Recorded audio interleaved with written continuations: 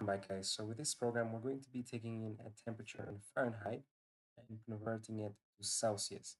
So in the beginning, we should be thinking, what pieces of data am I going to need to store, right? And with that line of thought, you should come up with the temperature, right? So you have two temperatures.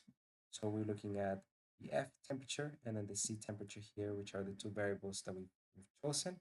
And they're both going to be floats as we're going to be dealing with decimal points. So that's going to be our Fahrenheit and that's going to be our Celsius.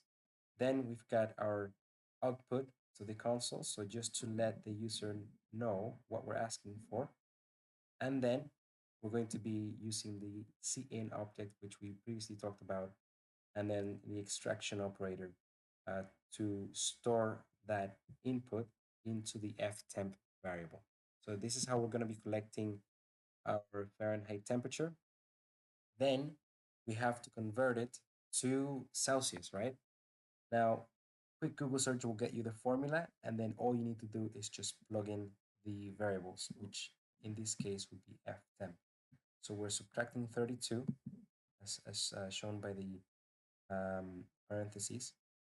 And then we're multiplying times 5 divided by 9. Okay? So let's go ahead and see. The next line would just be about printing out the result. Let's just run that and see how that works. So one I can definitely tell you I remember and I have fully memorized in terms of Fahrenheit Celsius conversions is 32. So 32 should give us 0 in Celsius. And there we go. So you can go in and you can try any value you like.